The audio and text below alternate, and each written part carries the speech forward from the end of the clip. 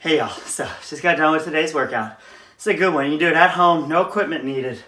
It's great. It's a benchmark workout. So what it is 4 rounds for time. We've got 40 air squats, 30 hand release push-ups, 20 burpees, 400-meter run. I think it took me just under 24 minutes, and I felt like I got sloppy on this one. I'll talk a little more about this stuff and strategies, but I wasn't too proud. You'll see it on the video. I wasn't too proud of what my push-ups and stuff were looking like. Just got hard.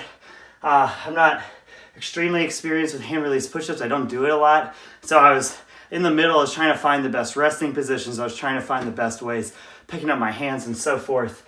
And I just felt like every time you have to reset at the bottom, and it's difficult to get those hands back in that perfect position. So in this one, it's kind of a real uncomfortable workout where you just kind of have to deal with getting to the best positions you can, but a great one for time, not for intensity and technique. So today's the day we're trying to take the techniques and the engine that we've built, and we're trying to put it to the test here. So this is a good one that we can retest and retest. So let's kind of talk through it here. I would throw a 32-minute time cap on this one, 4 rounds, 40 air squats.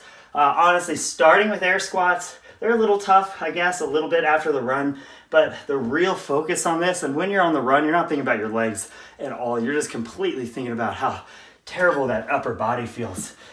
So really the air squats is you just have to keep telling yourself the whole time that your legs do not matter. Your cardio is going to play into this a little bit, but it's mainly going to be the muscle fatigue of the upper body with the press in both the push-up and the burpee. So strategy on the air squats is just go, make it look good. Just go. Just forget about what your legs feel like and go. I use a mixture of jumping squats and squats where I come up and just give it a quick little pause up top. So when my legs are feeling really, really fresh, I do almost a jumping air squat. When they're extremely tired, I do the pause, like slight pause, but it looks like I just continue to move the whole time. And then when I'm in between, I mix and match. And I'm just trying to stop the lactic acid from building up too much as I try and keep going as fast as possible. So that's what you'll probably see on my video here with the air squats. The hand release push-ups. So these are just regular push-ups, except when you're at the bottom, you have to pick your hands totally up off the ground. A common mistake we see people make is in the beginning, they pick their hands straight up, which takes a ton of mobility, first of all, but it also takes a ton of back muscle, as you almost are doing like a row motion to pull the shoulder blades back enough to get the hands off. So it's real fatiguing. So generally what we tend to see is people go out, kind of up and out at a 45-degree angle. And so that's where I kind of started. And that's a good option. Going forward and kind of up is where I ended. And then sometimes I just went behind my back. So I was kind of trying to find that mixture of how do I get my hands off the ground in between reps, but also what are my reps and sets going to look like? Again, like I said, I don't really have a lot of experience with hand release push-ups. I don't do them a lot in workouts. I never really have. So I didn't come into this workout with the typical strategy of, oh, I know exactly what I'm capable of. I know if I'm doing 200 push-ups in a row and a round, I know I have to start with sets of 3 and just chip away, because if I come out with a huge set, I'm just going to burn out. So I didn't quite know that, so I had to kind of learn it on the fly. I was hoping, I was wrong, but I was hoping that I'd be able to just go hands up, nice and steady, and go unbroken on it, knowing that between every rep, it's kind of like the way I talked about the air squats, is you have the kind of machine gun air squats and you have the slight rest at the top. So in my head, I was thinking that slight rest at the bottom every single time was going to be enough just to keep me solid. And that wasn't the case. I got kind of burned out on it. And so then I was left kind of going by feel.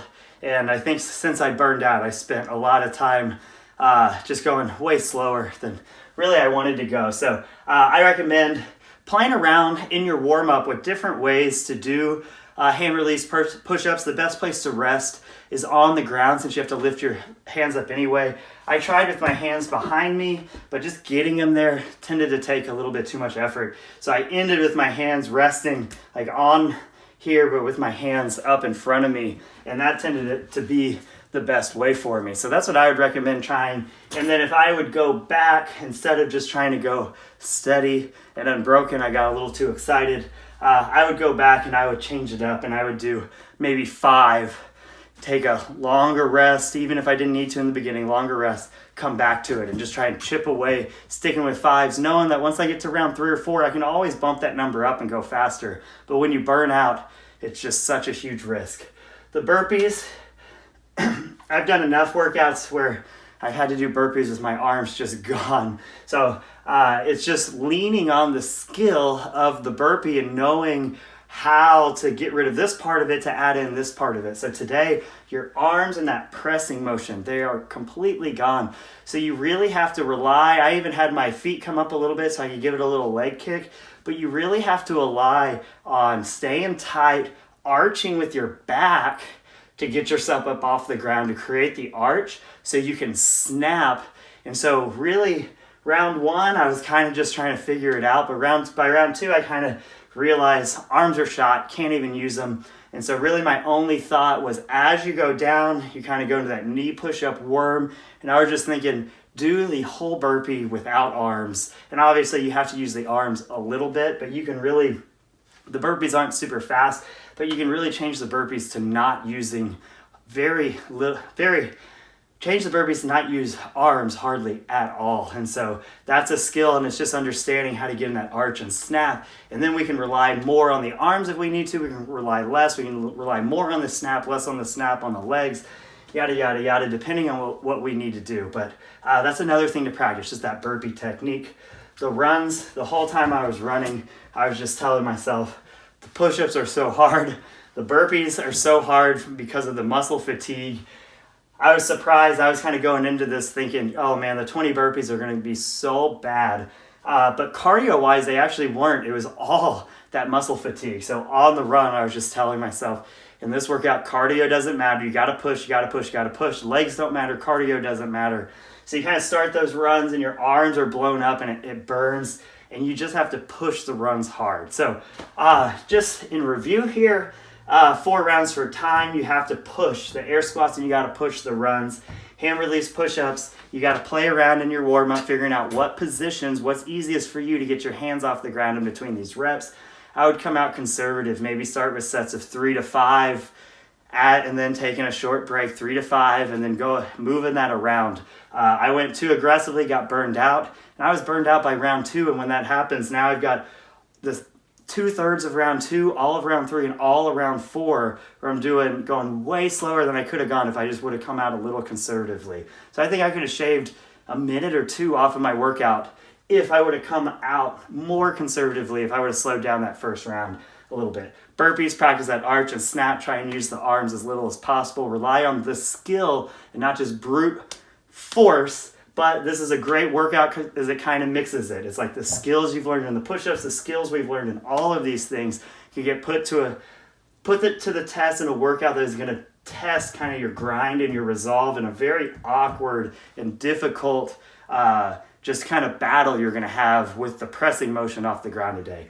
But it's a fun one. Again, 32-minute cap. You can always, it depends on your mile time and all these things, but you can always just cut these numbers down and maybe take 5 reps or 10 reps off of each one of these, or change the runs to 300 or 200 meter runs. But with the time cap, you can also stick with it and just see what you can do and see how far you get. And then over time, you can see if you can improve on that. So it's really up to you how you want to attack this. No right or wrong, but I would definitely put either a time cap on it or knock 5 or 10 reps off of each of these and kind of the run distance to kind of keep you moving. Hope this helps. Hope you enjoy this one. I liked it. I wasn't having fun here. I was kind of having fun on those things, having fun now that it was over. Hope you enjoy it. Talk to y'all soon.